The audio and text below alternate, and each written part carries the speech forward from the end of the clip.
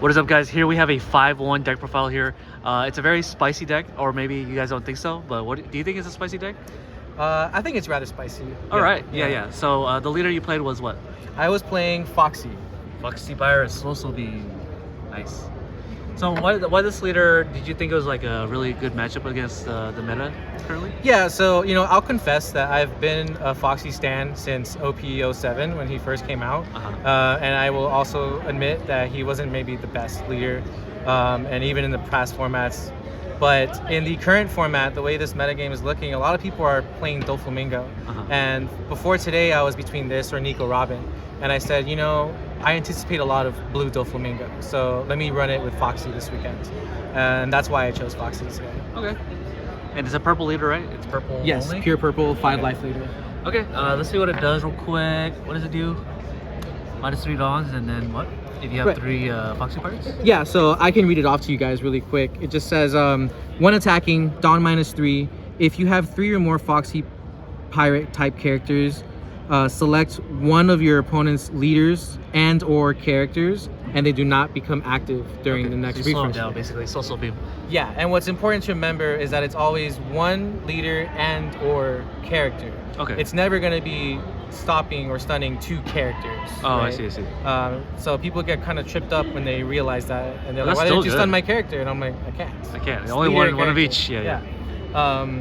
But the stunning power is really good. It especially stops decks like Doflamingo, whose effects rely on the 1 attacking triggers, right? Right. So Doflamingos, Lucci's, a lot of those guys tend to be decent matchups when you get to stun the leader consistently, and if you're able to maintain a healthy amount of dawn every single turn as well. Yeah. They're not guaranteed wins either. You can definitely still lose out to those decks, especially against very good players. And especially if you don't find the right pieces. I do think I got a little bit lucky today. But it does put a stop to their strategy, and it makes them kind of rethink their lines of play, and it makes things really awkward for them as Very well. awkward, yeah. It's like, I'm like, why is my Lucci not milling cards? Yeah, there's a couple of cards in here we'll see that I chose to play during some of my matches, specifically because I felt like it gave them an awkward decision to make the following turn. Okay. And that ended up being, fruitful for me. Okay, let's go into your list to see what you got cooking up. Sure. So first, I start off with the Foxy package. So you have to play 4 Porsches, mandatory 4. If you guys have been playing Reiju before, you probably know what she does. On play, dawn -1, search top 5 for a Foxy type character, and then you play from your hand any purple character that's 4,000 power or less. Okay. Not any Foxy, not a 4 cost, 4,000 power or less, right? Okay. And some of the card choices I have synergize with that effect, and we'll see them as they come up. Another card that's played that you guys likely saw in Reiju packages is the 2020 Chopper. It is a Foxy type pirate cards. Wow. And when you play it off the Porsche, usually on 3 or 4 dawn, you're minusing yourself, so you end up at the very least equaling the amount of dawn your opponent has. So when the Chopper comes out, he gives you back that dawn, and you're at the same level, right? Oh, I see. In Reiju package, this was mainly used just as a way to spit out more bodies and keep yourself healthy on dawn, right? Okay. And the other card we're gonna play is 4 of the Tomi Mizu. This guy is really important. He helps you keep your dawn healthy as well. His effect is just activate main, draw 1 dawn, rested. He's basically like an Onigashima Island without having to tap, and he's 1k power, so better than Onigashima in my opinion. Nice. Okay. Now these guys are important. One thing that is really important to remember concerning the leader is that you have to have 3 Foxy type characters in play to trigger his leader ability, and the Porsche is super clutch in getting you to those 3 bodies sometimes, especially when your opponent manages to maybe clear your board. If you're at like 6 dawn, let's say, it's very easy to drop a Porsche, play something for free, and then for 3 you play any of the other Foxy cards we're playing, and your leader ability is now active, right? And if those characters you're building happen to keep your dawn healthy, then all the better, right? I see. Are you trying to go first or second with leader? I am trying to go second with this leader. Got it. Okay. And afterwards I can show you a cool little combo that I always do. Ooh, okay. Well, if I find the pieces at least, right? Yeah, let's try it. Next card is the Gina, 4 of. This is also familiar probably from the Reiju decks. The reason she was there then was because she was a Foxy target to actually search off the Porsche, and she was really just a 2K counter. However, in this deck, sure, she's a 2K name you can grab off Porsche, but her on-play ability does let you ramp a Dawn active. Yeah. And what's really clutch about this card is that she only costs 1 to play, and more often than not, she is my body number 3 to get me into being able to lock down with the leader. The going second combo involves her, so you'll see her in a second. Okay. She was extremely clutch in my round 4 against Green Yellow Yamato, and we'll go over why that happened. But let's just say I never went past 3 Dawn in that game. Crazy. Who needs Dawns? The next card we play is the Pickles. 4 of the Pickles. I play 4 because I like seeing him when I play against black decks. Sure, you get to stun leader and characters sometimes, but black has a lot of removal, and if they remove your Foxy type characters, you're losing your ability to stun characters and leader. Pickles protects those characters, and more importantly, he tends to protect the 7-drop Foxies once they start coming down. And that also starts lending to the black players like hesitation on their sequencing, right? They're unsure of when to minus cost the Pickles versus the Foxy, and they tend to misplay, I find, most of the time, and they end up finishing their turns going, the Pickles. So they hate Pickles. They hate Pickles. So I've enjoyed him, and he helps me out. Pickles can be KO'd by opponent's card, right? Correct. The Pickles himself can be KO'd. Yeah, You'd have to take him out first before taking out any other Foxies. Yeah, but it's still a disadvantage for them. Okay. Absolutely. Next card would be the main man himself, 4 of the 7-drop Foxy. He speaks for himself. He's like Shanks at home, where every one of these stacks, and on your opponent's turn, all of their characters lose 1,000 power. Wow. And just the characters, not the leader. And he also has the exact same activate main as the Tomi Muzu. So he's also generating me Dawn once per turn. Okay. So they work kind of similarly, but he's not counter power. But that is not really a big deal. This guy is super oppressive. Usually on 7, I'm aiming to drop him as fast as I can. Yeah. I think today there was a game where I did not. I opted for something else because just the board state said I had to. Yeah. But most of the time, when I drop the second one right after, my opponent starts to sweat. Because now all their characters are -2. Yeah. And before I drop the Foxy, I like to take life just to give me cards in hand. And once this is on board and my opponents are now struggling to get over my characters, is when I like to start countering out and saving them. Got it. That's it. And Bring him out and then start minusing Dawn afterwards.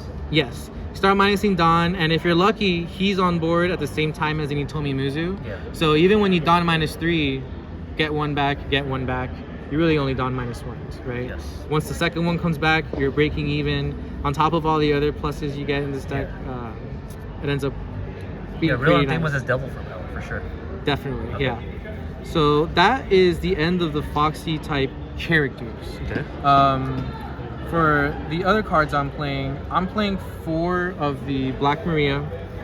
Black Maria is amazing. Black Maria allows me to very greedily Catch up. start stunning leader on like turn 2 and still ramp myself back up to an equal Dawn health as my opponent to set me up for getting ready for the bigger plays, Foxy, right? The games against Doflamingo, this card is really important because Doflamingo, I really value stunning him as fast as possible, right? And I'm willing to stun him on the first chance I possibly can if I have this in hand, and I know that next turn I can just drop it and re-ramp. And if it's already on board when I'm doing that swing, then even better, right? Okay. Super clutch card. Lots of times they aim to remove this, and it's probably the correct answer. Yeah.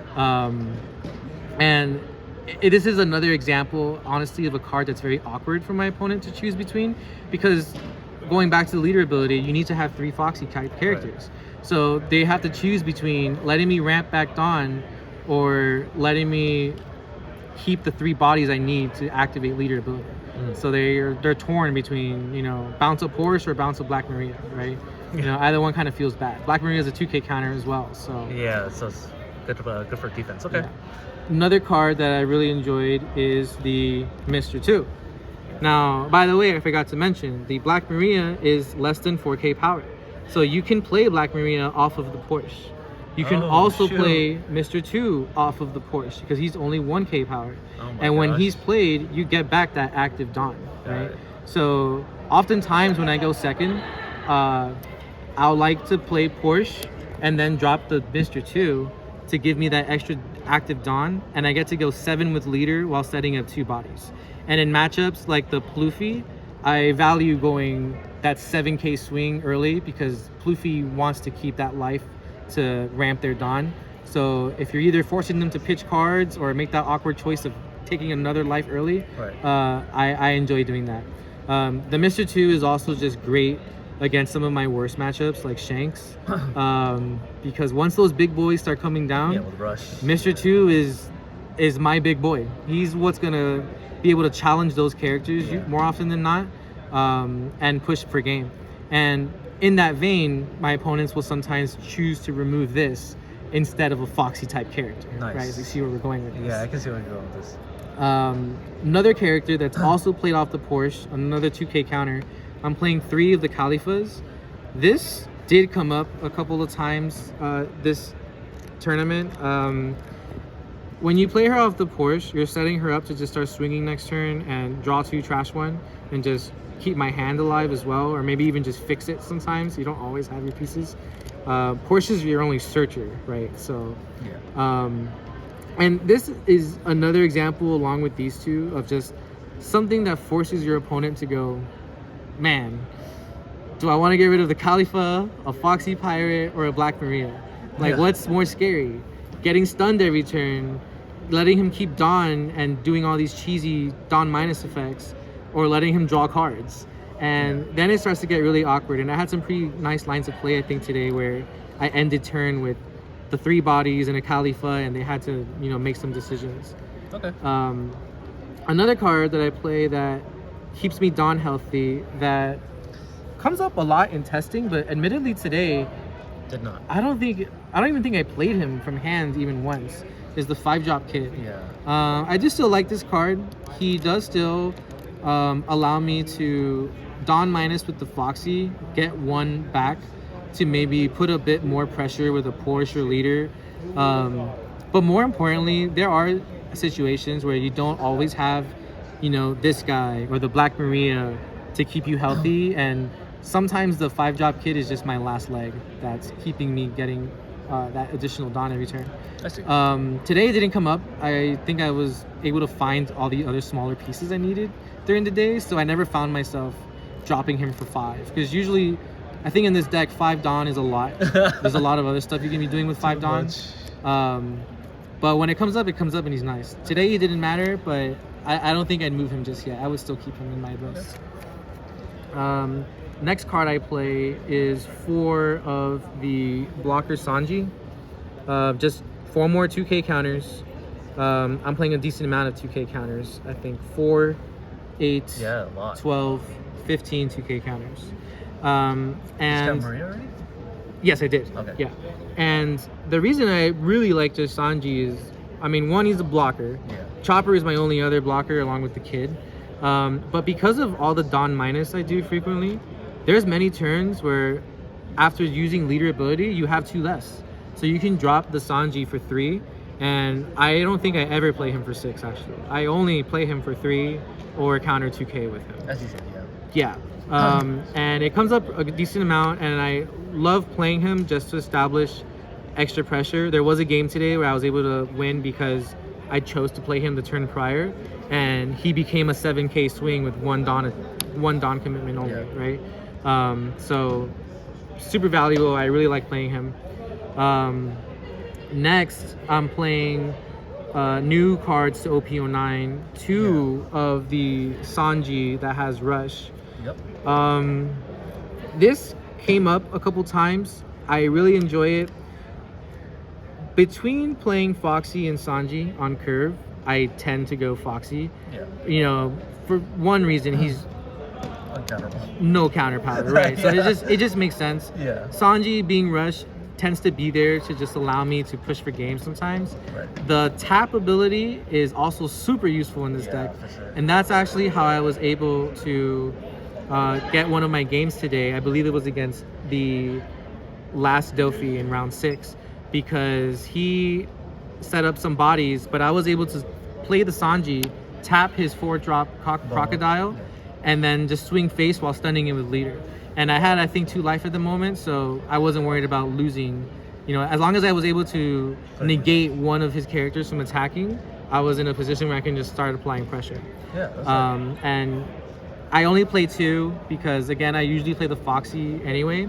And there's lots of times where after establishing Foxy and perhaps a second one, you know, you're already at so much Dawn that between Sanji and the 9-drop Luffy, you're just playing 9-drop Luffy instead, right? So there are moments Sanji just becomes counter power, and you know, I liked him at just 2 copies. 3 sometimes felt like too much. This though did need to be 3, because there are definitely moments where I'm like, where's the Luffy? The Luffy also only came up once today. I only dropped him once. Surprising. I was frantically looking for him right before the event started, and in retrospect, I really didn't even need it. Prior to this, he was a 9-drop Kaido, which isn't the worst when you have Black Maria, because they regenerate your Dawn anyway. Yeah. But the draw power off of this guy, and just, you don't always have Black Maria as well. And Rush. So guaranteeing that you still keep up on Dawn is just excellent. Okay. So, you know, he's pretty self-explanatory, Yeah. game finisher. At this point, we're at 48 cards. The last 2 cards in my list are the Megatron Ninetales Rush. This card is amazing. It helps me push for game all the time. Your opponent does not see it coming. They don't know it exists half the time. There's a green Uta spell that's very similar to this that I think people have PTSD over it. Yeah, same effect essentially, right? There was a game today too where its trigger ability did come up for me because I was able to go to 5, draw for turn, go to 7 Dawn, and then immediately play my Foxy. So that was pretty beneficial. I don't run more than 2 because he does get a little cloggy. Yeah. I previously was playing the slow beam, the purple Punk Gibson basically that gives me 2k and tap something. Yeah. But I felt like the 2k counter just wasn't doing it for me, and tapping stuff is cool and all, but finishing games felt better. Yeah. So I opted to play this, and I did use this to finish my game 1 against Dofi. So that was nice. And yeah, this is my list. What was your matchups throughout the whole day? So Did you, round play 1 anything was good? against Blue Doflamingo. Uh-huh. Round 2 was against Black Lucci. Black Lucci. Round 3 was against Purple Luffy from OP-05. Round 4 was against Green Yellow Yamato, the double attack leader. Yep. Round 5 was against Jewelry Bonnie. That was my 1 loss. Yeah. And round 6 was the second Dofi that I played. Okay. Did you play? I didn't hear. Did you play against the Shanks at all?